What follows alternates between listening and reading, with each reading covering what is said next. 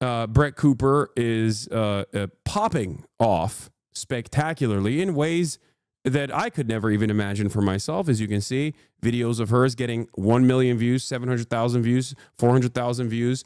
Can Boob Save the Planet? 400,000 views. She's cooking. She's cooking big time. And I said this. I said that she was cooking already. When she was at the Daily Wire, I repeatedly told you she was the only one with motion at the Daily Wire alongside Candace Owens.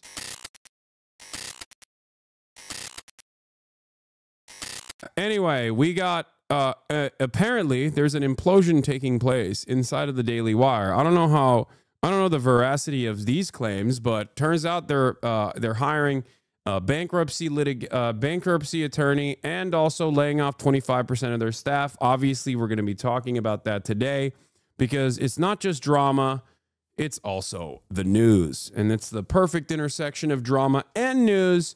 This is something that your boy has been talking about for quite a bit, as a matter of fact. You guys know this already.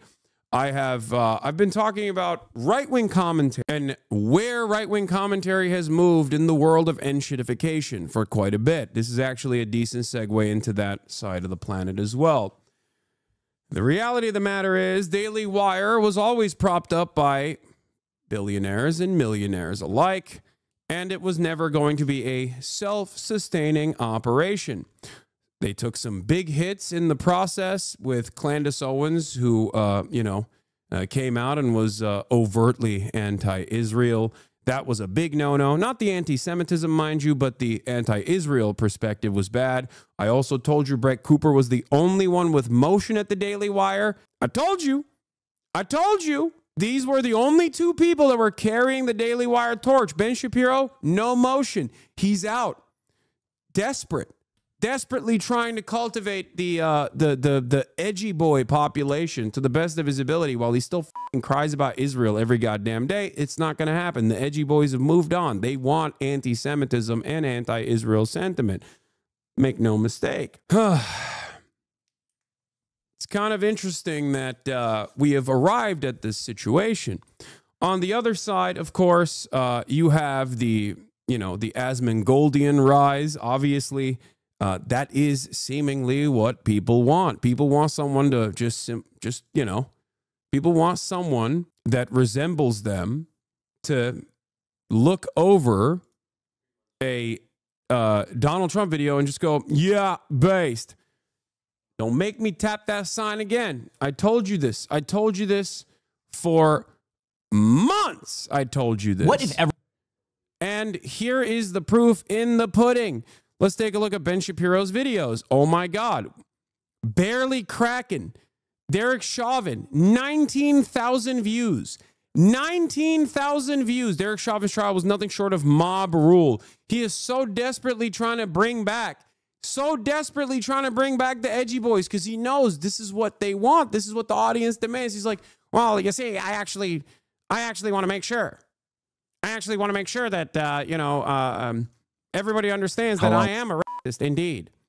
Meanwhile,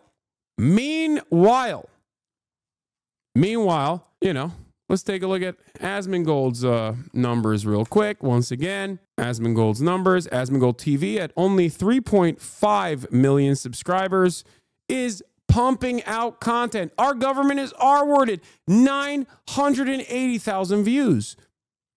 Okay? He's actually made a pivot back to gaming in a little bit more gaming pivot recently. Trump just can't stop 835,000 views. You cannot deny the analytics here, okay? Because obviously in the field of slop in general, there is no qualitative assessment, only quantitative ones, okay? Understand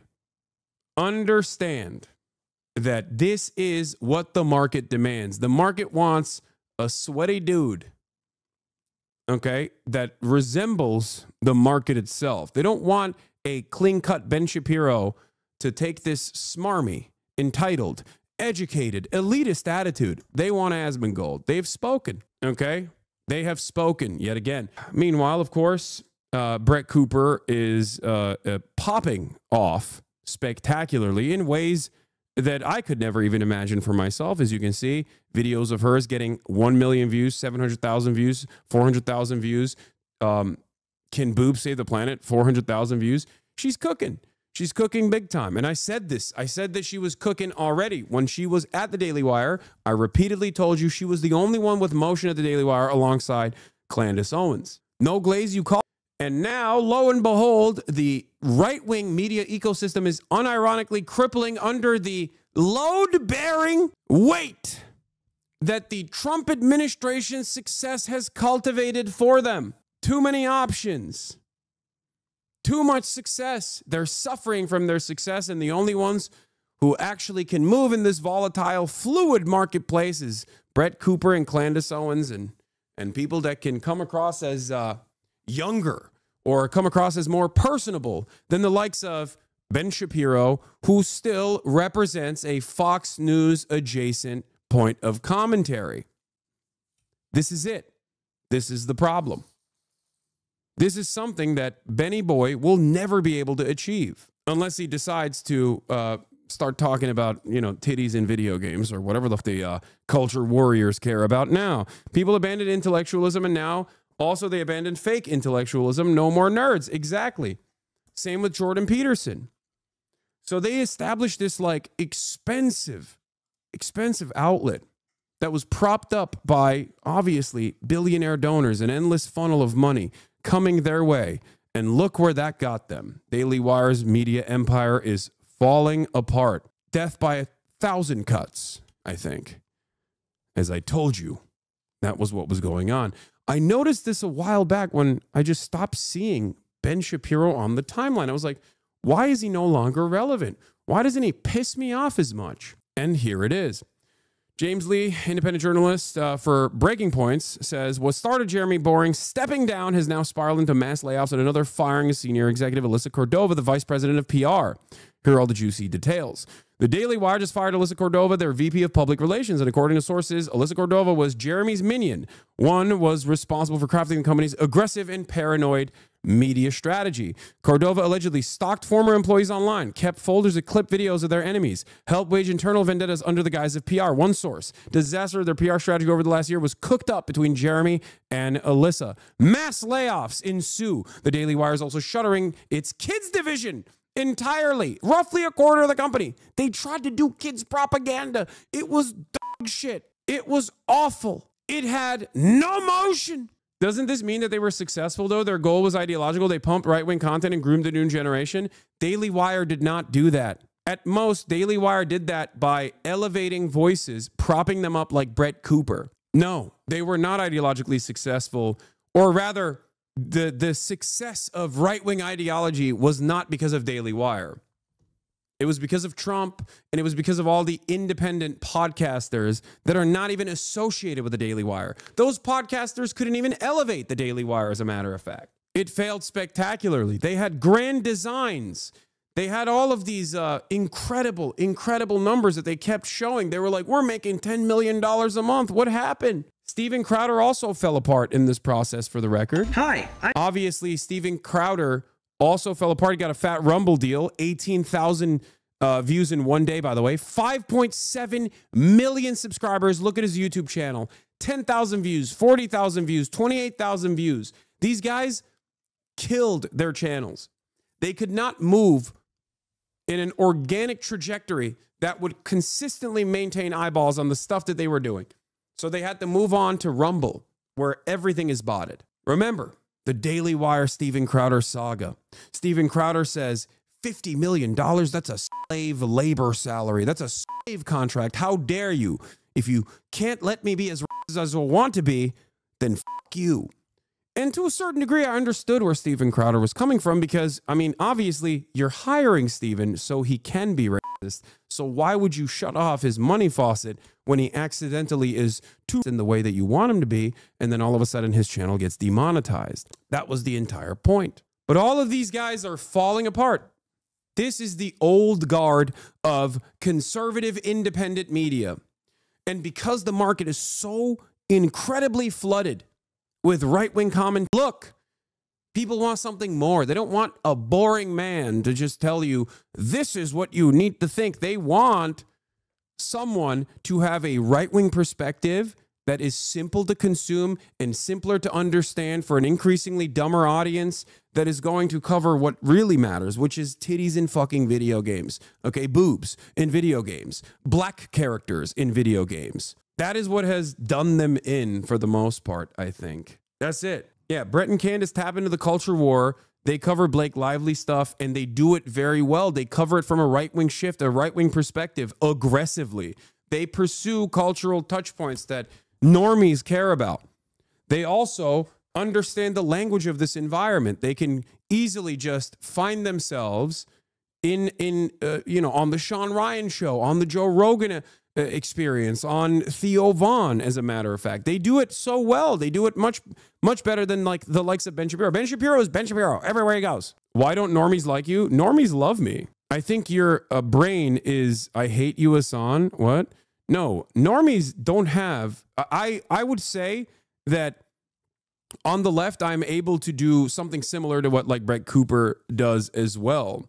But if you're talking about like normies, you have to figure out if you're talking about normies that are extremely online, in which case, no, they don't. But if you talk about like normies, like people who have jobs, people who live in the real world and maybe every now and then see clips of mine or YouTube videos of mine, then those normies don't dislike me at all. There's a lot more of them. They're just not online and they don't have a lot of motion online. He got caught and backtracked? No, you're misunderstanding my point. I wouldn't consider the unwashed gaming masses or people who spend every waking moment watching, Asmongold or any number of these different content creators like normies. So, in any case, this is a thing that I've been tracking closely because it's obviously directly related to my job, and now there's finally some movement in this direction. And internally, people are furious. One source put it bluntly: if they let Jeremy go a long time ago, many people will still have jobs today. Everyone knows it. With a quarter of the company gone and its core leadership in flames, the big question now is, what happens to the people that are still there?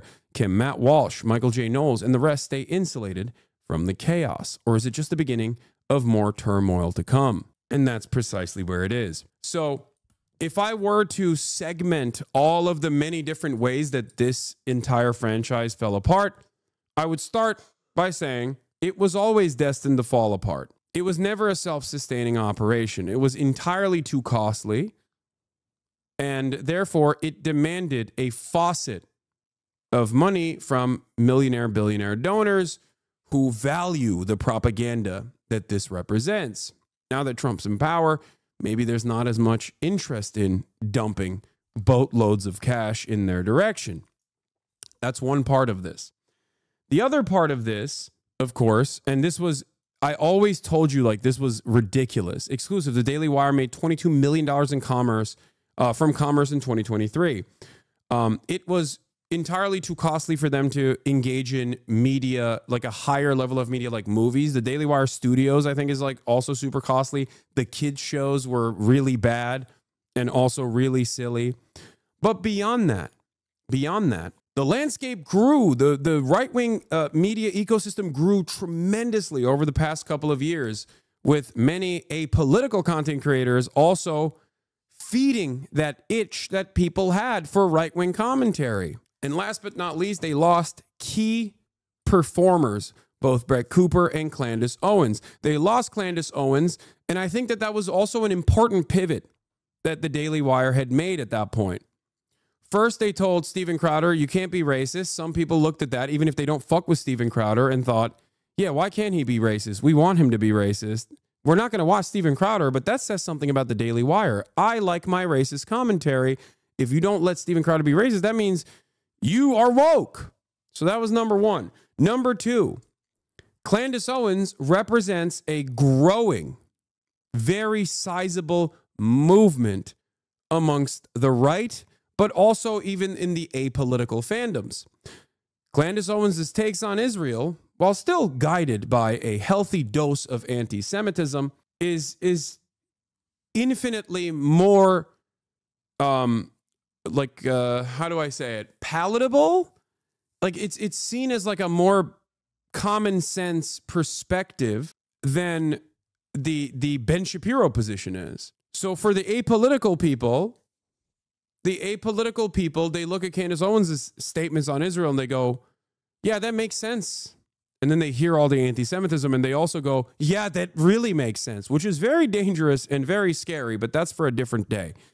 As a matter of fact, it's something that I talk about quite frequently, but for the sake of this argument, for the sake of this conversation, Candace Owens is seen as a more truthful orator than the Daily Wire is, for not just her anti-Semitism, which is also a measure of truthfulness in the eyes of the audience that wants this kind of content, okay? Not to say it is truthful, but also for the fact that she is overtly and openly anti-Israel. So when they lost that, they lost another group of people that were like, what the fuck? What do you, okay, so you guys are just like, you guys just love Israel more than you love anything else, it seems. So while the neoliberal aesthetics within the Democratic Party has fallen out of favor, so has the neocon aesthetics fallen out of favor on the right. That was Trump 1 and also Trump 2, ironically enough. So for people who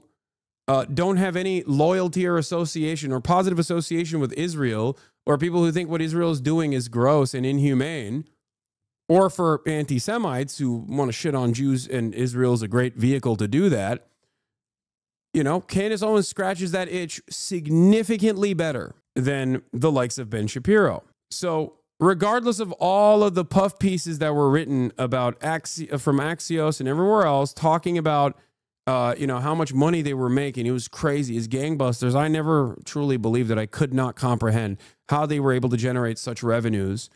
And it seems like they weren't. Or maybe their overhead was insane. Yeah, Charlie Kirk himself found new light in TikTok. Charlie Kirk moved to TikTok and blew up over there. Charlie Kirk on YouTube, garbage. Charlie Kirk's YouTube channel analytics are garbage. Think about that, guys. My channel is infinitely smaller. I am a Twitch streamer predominantly. First and foremost, I'm a Twitch streamer. And you look at my analytics, and it hasn't been great this past week, let's be real. But if you look at my analytics overall, for a channel with 1.5 million subscribers, like, I'm doing significantly better than these other channels are, with the exception of when I do a video like Another Journalist Killed by Israel and it gets fucking obviously blacklisted on the algorithm. So that's crazy. That is like, you know, that shouldn't be the case. These guys are like they're making tens of millions of dollars, right? Like they're generating tens of millions of dollars in revenue. I should not, especially with like no IP restrictions whatsoever on my content, like I should not be getting these numbers that are better overall on average than the numbers that like the Daily Wire is getting. And yet that is where we are, interestingly enough. So too much overhead, too costly of an endeavor with not enough ad revenue. There was this too. Murdoch shops for podcasts. Yeah, that's different. That's a separate story. Hold on. Austin, do you want food? I mean, you had a bagel earlier, but I don't know. Okay. I'll just get you some Leb ass food if you want. Yeah. Here, just orders. Oh wait, hold on. I'm gonna order something for my mama.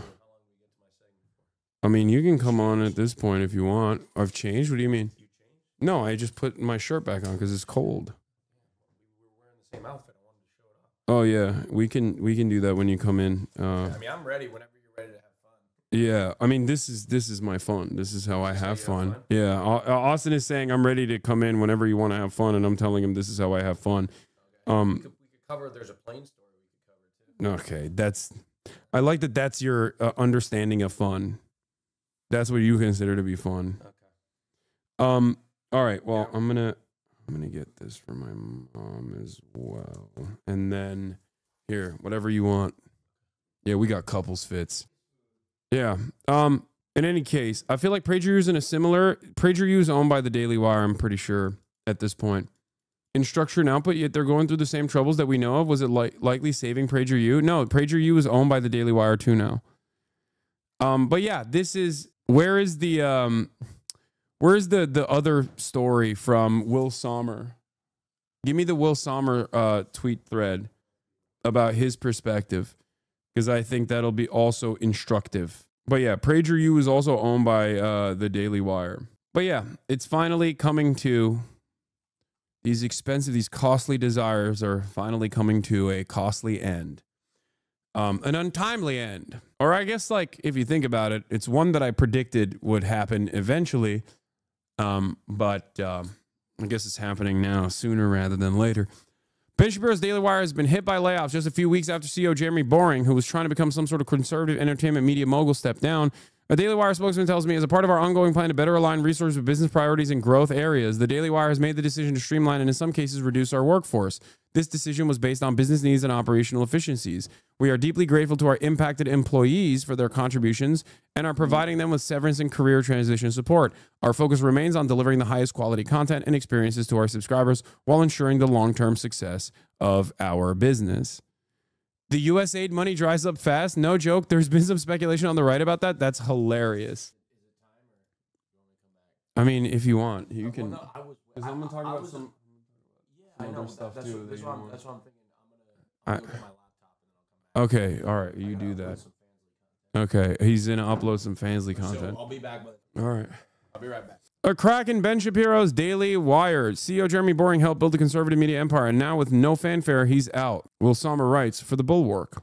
PragerU isn't owned by Daily Wire. It's his own nonprofit media org. Okay, I was wrong. Sorry. PragerU is funded by the same people that funded Daily Wire, for the record. Turmoil in the House of Shapiro. Conservative mega commentator Ben Shapiro's Daily Wire empire announced a big shakeup. On Tuesday, co-CEO Jeremy Boring was abruptly stepping down. A contentious, outspoken executive, Boring had become almost as much a face of the company as Shapiro himself. He positioned Daily Wire into the success story of the right-wing digital media and ambitious attempt to swing the culture rightward. Rumors have been swirling of a massive acquisition in the offing. While Shapiro lives in Florida, Boring has been building the Daily Wire's main Nashville wing into a right-leaning content juggernaut. Along with the expected podcast and YouTube operation, Daily Wire has a streaming operation offering documentaries and conservative educational miniseries. For conservative preschoolers, their Bent Key streaming app hosts a combination of original programming, a puppet show, for example, and a chinchilla-themed cartoon, kind of like Bluey, and handpicked episodes from well-loved shows that have been checked and rechecked to make sure they are respectful of your family's values. In profiles and media biz interviews, the 46-year-old Boring was positioned as a 21st century Rupert Murdoch, claiming the Daily Wire raked in $200 million in revenue last year, which I don't believe. Boring's superfans could even buy his eponymous anti-woke razor and chocolate brands. But as of Tuesday, all of that is on ice. In his press release, Daily Wire said that Boring was trading his co-CEO position for an advisory role, handling the company's creative projects, and that he'll appear on a monthly podcast. We can't wait to see what he does next, Shapiro said, in not a particularly warm statement. That's an abrupt drop in ambition from a man. They were besties, too, for the record. Like that, Ben Shapiro and Jeremy Boring were besties behind the scenes. Like, that's how they started it together. So it's like...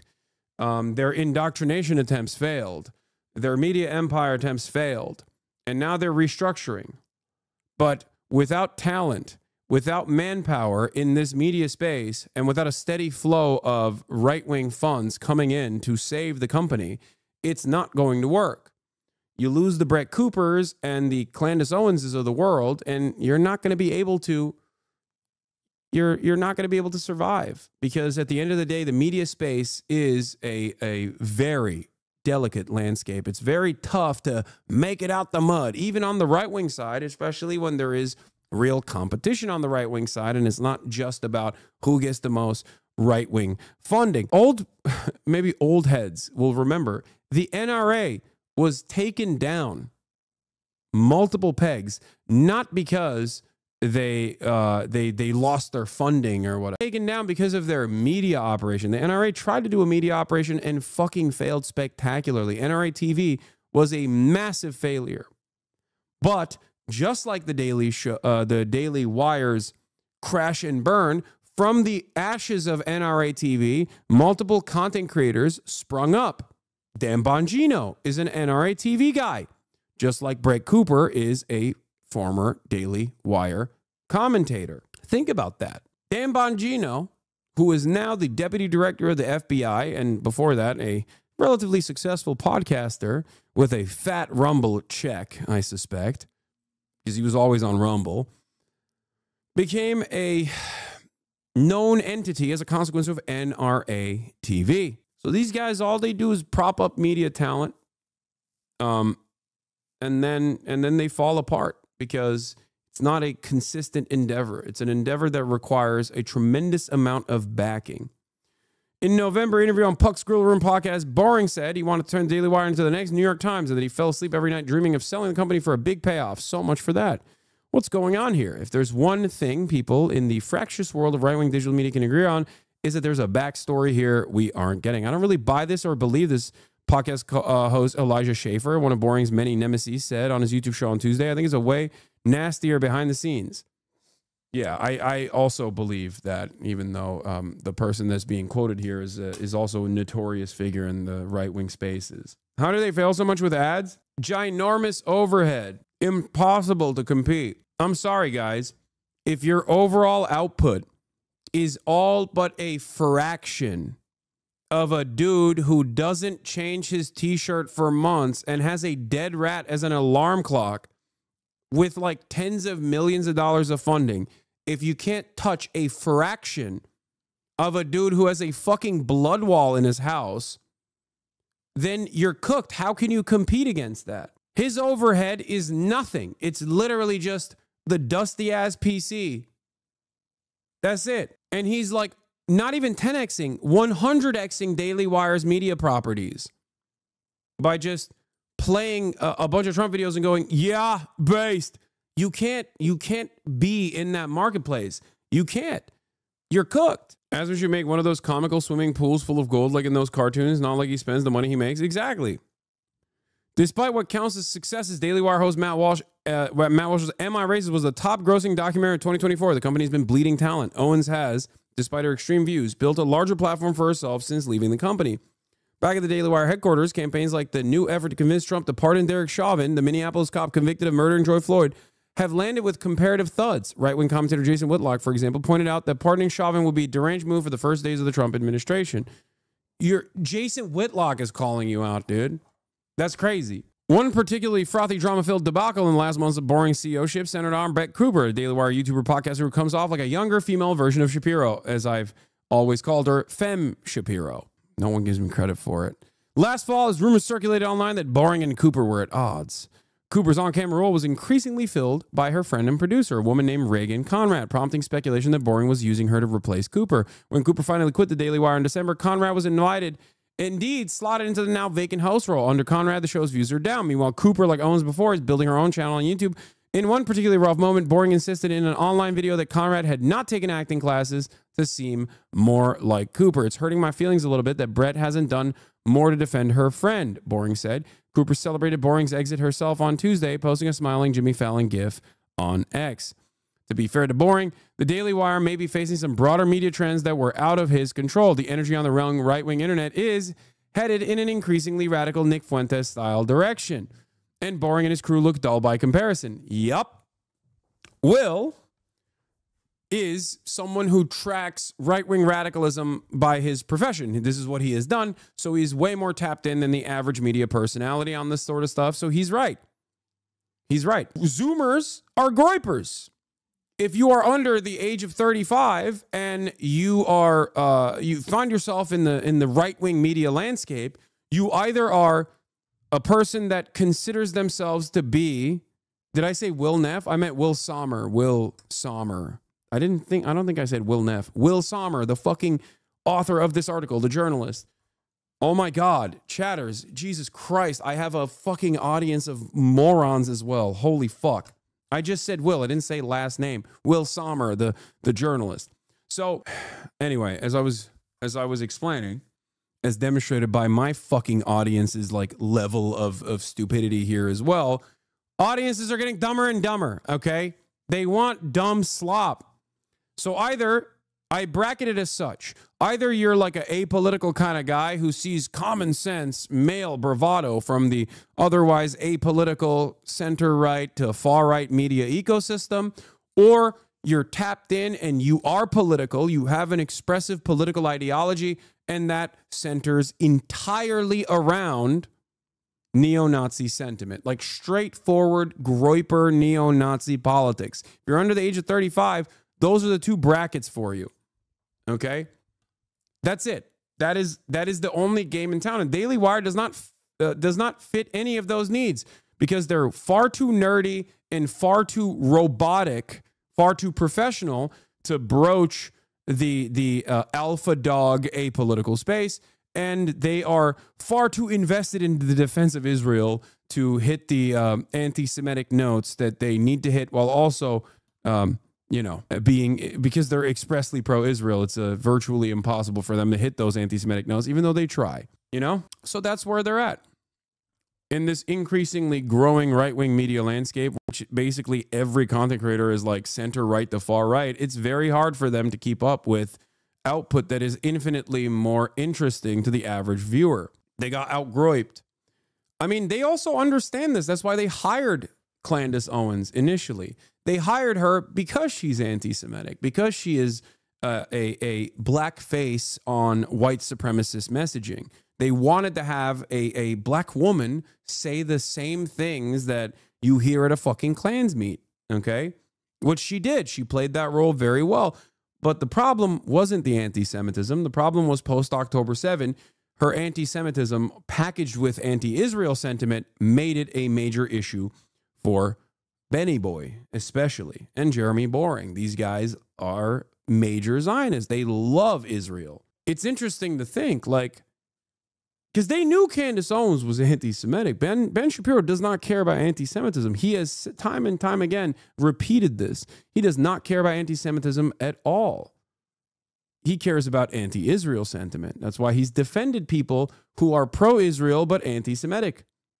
In certain terms, too, like openly, not even a secret. This is not like a speculative matter at all. Ben Shapiro famously, as I like to pull that classic tweet off, has defended Ann Coulter's anti-Semitic statements and has famously said, Ann Coulter, regarding Jews, awful, definitely anti-Semitic. However, she's pro-Israel, so I will not be losing sleep over it. So just remember that. It was not Candace Owens were fired. It was her anti-Semitism partnered with her anti-Israel sentiment. That was the thing that got her the boot from Daily Wire. Here it is. Ann Coulter tweets regarding Jews. Awful, nonsensical. Ann Coulter is also super pro-Israel and has always been so I won't lose sleep.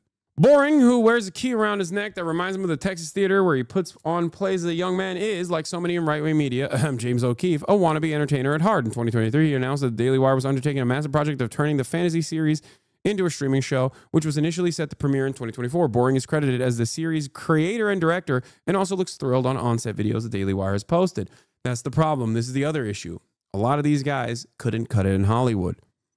They're failed theater kids. So when they're failed theater kids, they never let that go. And they always falsely assumed that they failed in Hollywood because Hollywood is too woke and not because their output is dog shit. That's the problem. That is the issue. So when they engage in these creative endeavors that have to be standalone projects, because at the end of the day, your political motivations are not going to be enough for you to sit through 2-hour fucking pieces of media, right? Especially in the age of shortening attention spans, it's just not going to happen. It's just not going to happen. You have to make good product. And if you don't make good product, then ultimately people won't watch it. There is not enough political motivation that will cause you to sit through 2 hours of slop. You can sit through an Asmongold video that's 25 minutes long, especially if he sings the right tune, right? But you're not gonna sit through a movie, okay? There are plenty of conservative directors. There are plenty of conservative or center-right actors in Hollywood. Hollywood is liberal, yes, but ultimately, they do have a conservative association, I would say. And they have some radical ones as well. But the reality of the matter is their product is better. That's it. But 2024 has come and gone, and so far the first season of the Pendragon cycle still hasn't been released. Awkwardly, it's taken so long that Cooper, who plays a supporting role as a sort of Woodlands pagan character, has already left the company on what appears to be on bad terms. It's impossible to watch the show's production diaries on YouTube, which feature months of filming in Hungary and Italy, actors performing elaborate real stunts over rampaging bulls and dozens of extras fighting in the marshes of Danube River, and not think this has been comically expensive. Certainly more than just filming another YouTube show with Ben Shapiro would have been. And that is where we are. Too much overhead, not enough output, can't outcompete with the moving market, and now their franchise is crumbling in front of our eyes.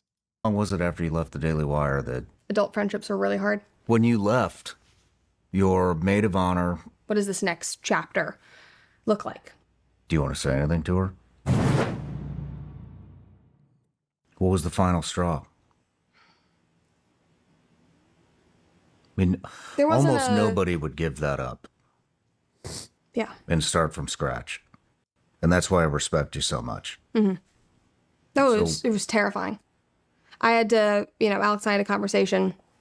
This was not this is a lot thinking and praying and analyzing. And if I was in charge of the Daily Wire, I would have never let her go, dude. Are you kidding me? Remember how much I kept saying, even though her initial, fake, I'm actually authentically in my bedroom act was lame as hell. Obviously, I very quickly recognized that she was capturing the attention, especially by weaving in conservative attitudes into, cultural criticisms. Like, she was doing pop culture lifestyle shit. She was younger, more vibrant, and also able to not make annoying, bland, conservative propaganda the centerpiece of her commentary. That's why she succeeded, and that's why she's still succeeding.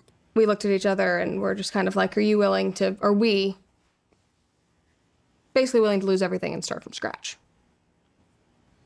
Because again, we had, Alex had just started his own business.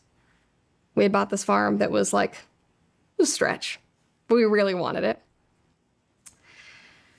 And I was like, I could leave and it could backfire on me immediately. Nobody could care. Maybe I wouldn't make any money. Maybe I would have no anything. And I basically just had to decide, does that matter to me? And it didn't. And it worked. Yeah. But it wasn't because I was yeah. 1 million subs in 1 month when you launched your new show. Yeah.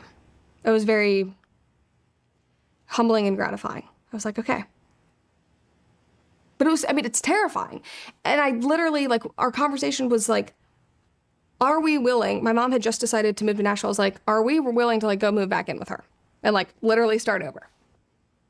If you're funding our life now, Alex, and I can't help it all and I'm making no money, if all of it went away. And at the end of the day, I don't really care about being famous. It comes with what I do, but I would be just as happy if I was telling stories in a different capacity. Mm-hmm. Again, it's finding the root of what you love to do and then applying it. I don't need this to survive. I don't crave it. I do it because I love sharing stories with people. I love hopefully making them think differently about the world. I love making people feel like they're not alone in whatever they're going through, whether that's on my subscription platform where we do. Bro, this is literally verbatim, bar for bar, what I say, except for, bass boosted on the right-wing side. She's talked about rebranding herself as a pop culture commentator to reach a more ideologically varied audience. Her first video with her YouTube rebrand was on Blake Lively and Justin Baldoni. Exactly. I'm not even kidding. This is low key. I have these interests myself, right? These are organic interests that I have, and I certainly lean into them. And in the process, I want to make sure that people have a semblance of charitability towards the things that I talk about from the perspective that I talk about, so that they see the world in a different way. Okay? Are you not a clout goblin? See, that's what I mean. This is like the stupid the stupid method of this is, oh, he's just a clout goblin. The difference here is that there is a project here. There's an ideological project here. And I think a lot of people get it and some people don't. So they just have like a stupid perspective on it and they go, ah, you're a clout goblin. Yeah, sure. Okay. The question I have for you is that if all I cared about was clout, why the fuck would I talk about Israel all the goddamn time? Are you stupid? Like, especially in the way that I talk about it, where I also don't even entertain a second of anti-Semitic commentary on the subject matter. If I wanted clout and I had an anti-Israel position, you bet your fucking ass if all I gave a shit about was clout and not like presenting my vision for the world, I would be anti-Semitic as fuck. Look at all the top anti-Israel commentators that get so much motion on the matter. It is quite literally uninterrupted, full-blown, the Jews are responsible for it. Either I would never mention Israel or never mention any politics whatsoever and just simply talk about like, you know, other shit, have fun, you know, and do like silly content. Or if I were to do politics, I would just be right-wing. That's it. Like, there is no reason. I was literally about to compare the way you two explain your passions in a very similar fashion. Yes, I think what she's saying here is really interesting because I even suspect that she might be cribbing my shit a little bit. Because this is what I have said in interviews down to, this is what I have said in interviews down to like the verbiage that she's using.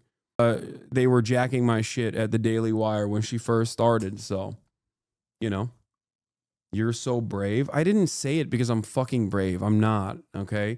I don't know why you guys have this like incredibly antagonistic relationship with anything I say. Like, no, I'm so brave, dude. Yeah. Yeah, that's what I meant. I said, me, I'm brave. That's not my point at all. Isn't she a far-right grifter? Why are we relating and watching this trash? No, I'm saying that,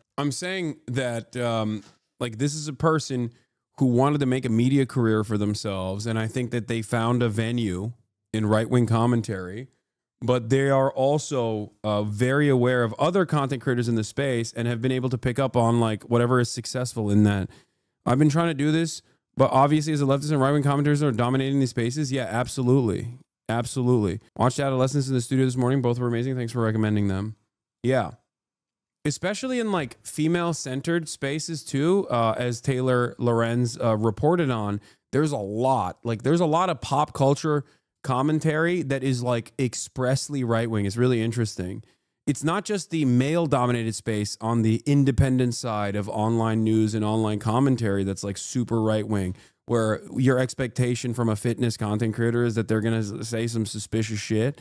I think even like T channels and drama channels also participate in this, and they have like a predominantly female audience. I got sana tavuk aldım, bir de şey, yine köfte. Yeah. Do our Dear Brett series, and I'm able to talk to people. Like, I had a girl last week, you know, talk to me about, you know, she has a grandfather with dementia who is, you know, forgetting who she is and has gotten violent and is like, how do you? Okay, I'm going to skip the rest. Reagan, is that her name? Took over the comments section. How did that feel? Friendships are hard. Are you guys still friends? I don't say so.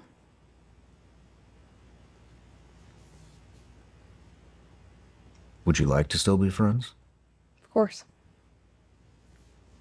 Also, she's not super pro-Israel, it seems.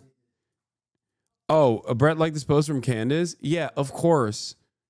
Dude, you can't be in that age group and just like express a super pro-Israel sentiment. You're literally just like whittling away your audience. That's it. There's a market for it, but that market is in like mostly liberal spaces. You can be pro-Israel. You can be overtly pro-Israel, but you're not going to get a lot of motion from the right. You're not even going to get a lot of motion from the left. There's like for a younger audience especially, being pro-Israel and overtly pro-Israel is immediately like, oh, you must be a grifter. Even fucking being anti-Israel and then being against anti-Semitism for many people, especially in younger audiences, tracks as inauthentic. It's really interesting. Like if you're anti-Zionist, if you're like a dedicated anti-Zionist for fucking decades, like someone like myself who's been doing this for 10 fucking years, but you're also combative against anti-Semitism in general, younger audiences look at that and go, "You're fake, dude. You're fucking phony." Authenticity is tracked by being incredibly right-wing. That's what it is. It's just, especially online, people go, "Oh, these people are demonstrating their vices, and that means they're being authentic." Yeah, the anti-Semitic side of the right is winning the war on the right for sure. Absolutely. Not trying to glaze, but I will say your commentary has had a super significant influence on me and the people in my life. My super right-wing father, my family's Jewish, but he is not, recently told me he now supports Palestinian emancipation after I brought up some points from you, Noah, and my own research. Thanks for all you do. Free Palestine. Yeah. There's no metric for there's no metric for authenticity if you are empathetic. If you're empathetic, that means you're not fucking real. You know what I mean? You're fake. You're phony. No one is really empathetic. You're fucking making that shit up. And I think it's because a lot of people only duke it out online, if that makes sense. Like if all of your experiences are shaped by, if all of your interpersonal relationships by online back and forth, then yeah, that's very different than how you would operate in the real world. And therefore, because that's most of our social development now, especially in the post-COVID world, unfortunately, people think like being an empathetic human being and caring for others is fake. You're virtue signaling. Whereas vice signaling, on the other hand, is a true metric for authenticity. That's it. Being a bad person, like openly being a bad person, unironically is seen as a unironically seen as like being a real one, you know? And that's why there's people that like aren't even all that invested in being a right-wing ideologue that can simply present themselves as such, as Mingold, okay? And of course, their output is all that matters if they're a content creator, as I've said time and time again, and are able to embrace larger and larger audiences as a consequence of that by vice signaling, by saying what is expected of them, by giving the audience exactly what they demand. And there are moments of honesty, okay? There are moments of honesty in that process where, like, Asman will sometimes be like, yeah, I don't care about this. I'm just saying it, you know? Or, yeah, I'm saying it because it's popular. What are you going to do about it? And it's, that's what it is. That's straight up. Like, Trump kind of tapped into this too. Trump tapped into this. He is honestly dishonest, okay? He is honestly dishonest, and people see that as like a measure of authenticity that is virtually impossible for anyone on the left to capture, especially if your values are motivated by being empathetic to others. You know? Why do you think being against Israel's actions is conflated, but being anti-Semitic by so many people after all the info that is just... No, because it's a defense mechanism, and Israel's development as a Zionist, a settler colonial project literally relies on the constant fears that if Israel doesn't exist as an ethno-religious supremacist state, then like all Jews will be killed and murdered and Holocaust will happen everywhere. Yeah. And that intentional conflation has caused people to obviously learn the wrong lesson there. They look at Israel and perhaps for the past couple of decades until this last decade, people looked at Israel as a positive state. People associated Israel with positive values, right? With the endless faucet of pro-Israel propaganda coming from mainstream news, while never really seeing what Israel was truly doing to the Palestinian population. Most people were like, yeah, Israel's good. And if you hate Israel, you're anti-Semitic. That makes sense to me. But now that people are understanding that Israel is not good at all, okay, and indefensible, utterly indefensible, and that association is now a negative one. And I have not been able to explain this to a lot of people that are not anti-Semitic but are super pro-Israel. They just don't understand that at all. They like, it doesn't track. There's too much social conditioning and too much time that they've invested into believing that like this is a good conflation and not a negative one. And it's interesting. I know that it